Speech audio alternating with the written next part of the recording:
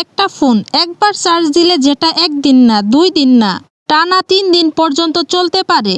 শুনতে হয়তোবা একটু বাড়াবাড়ি লাগছে, কিন্তু রিয়েলমি ঠিক এমনটাই দাবি করছে তাদের নতুন আরও একটি ফোন রিয়েলমি C100i এই ফোনটি নিয়ে।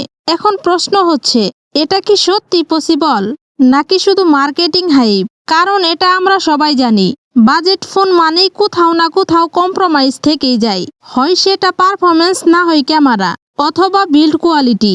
কিন্তু রিয়েলমি C100i একটু আলাদা কিছু নিয়ে এসেছে। এই ফোনটা শুধু মেসিভ ব্যাটারি দিয়েই না, সাথে রয়েছে 120 হার্জের স্মুথ ডিসপ্লে, ক্লিন ডিজাইন আর ডেলি ব্যবহার করার মতো মোটামুটি পারফরমেন্স। প্রথমবার হাতে নিলে ফোনটার লুক এবং ফিল একটা আলাদা ভাইব দেয়। একদম সিম্পল ক্লিন, তারপরও চোখে লাগার মতন একটা অবস্থা। কিন্তু মেন কথাটা হচ্ছে, এই ফোনটা কি শুধু ব্যাটারি মনস্টার নাকি ওভারঅল একটা ব্যালেন্সড বাজেট কিং হতে পারবে? আজকের এই ভিডিওতে A to Z এই ফোনটা সম্পর্কে সবকিছুই জানতে পারবেন। আর এই ভিডিওটার একদম শেষে আমি ক্লিয়ার করে দিব এই ফোনটা আসলে কার জন্য বেস্ট হতে পারে আর কার জন্য এই ফোনটা অ্যাভয়েড করা উচিত।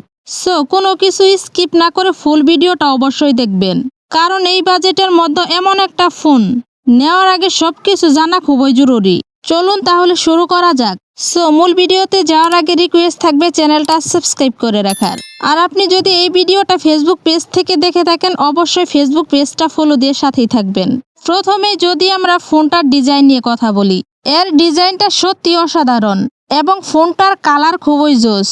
পেছনের দিকটাতে রয়েছে 2টা ক্যামেরা এবং তার পাশেই রয়েছে ফ্ল্যাশ লাইট। তবে এই ফোনটার ডিজাইন আগের ফোনের থেকে কিছুটা ইউনিক করা হয়েছে।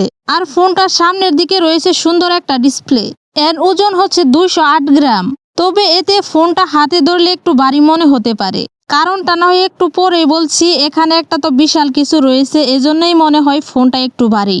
এখানে আরও একটি বিষয় রয়েছে IP64 রেটিং, মানে ফোনটা হালকা পানি বা ধুলো থেকে সুরক্ষিত থাকবে।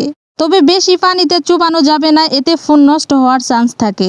এখন যদি আমরা ফোনটার ডিসপ্লে নিয়ে কথা বলি, এখানে আপনি পাবেন 6.8 ইঞ্চির ডিসপ্লে এবং 120 হার্জের রিফ্রেশ রেট। এতে ভিডিও দেখা বা স্ক্রলিং করা খুবই স্মুথ লাগবে। ডিসপ্লের পিক ব্রাইটনেস হচ্ছে 900 নিটস। এতে সূর্যের আলোতে মোটামুটি স্ক্রিনটা ভালোই দেখাবে, তবে পুরোপুরি কিন্তু আপনি আশা করবেন না। আর স্ক্রিন প্রোটেকশন হিসেবে রয়েছে গরিলা গ্লাস প্রোটেকশন।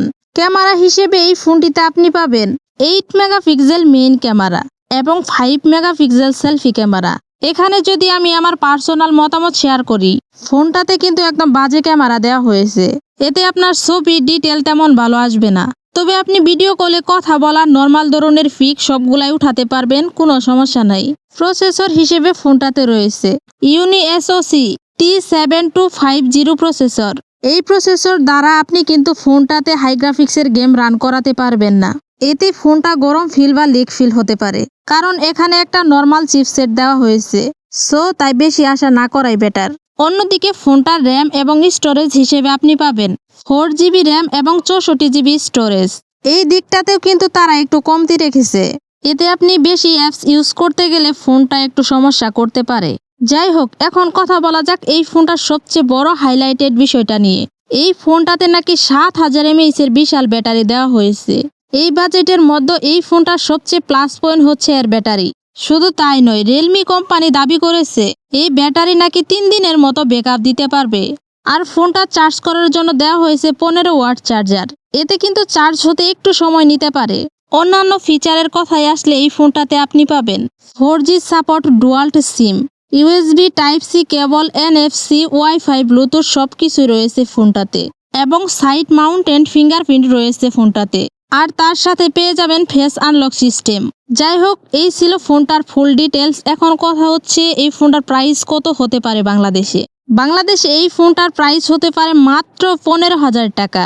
এই ফোনটা আসলে কাদের জন্য নেওয়া উচিত এবং কাদের জন্য নেওয়া উচিত না, যারা চাচ্ছেন নর্মাল ইউজের জন্য কোনো একটা ফোন বা ডেইলি ইউজে হালকা পাতলা ইউজ করে থাকেন, তাদের জন্য এই ফোনটা ঠিক আছে। আর যারা গেমিং করতে ভালোবাসেন এবং ফোনে ভিডিও এডিটিং এর কাজ করেন, তাদের জন্য কিন্তু এই ফোনটা না।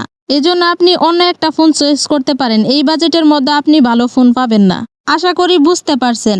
সো ভিউয়ার্স, এই ছিল আজকের মূল ভিডিও। ভিডিওটি কেমন লাগলো আর ফোনটা আপনাদের কাছে কেমন লেগেছে কমেন্টে জানাতে পারেন।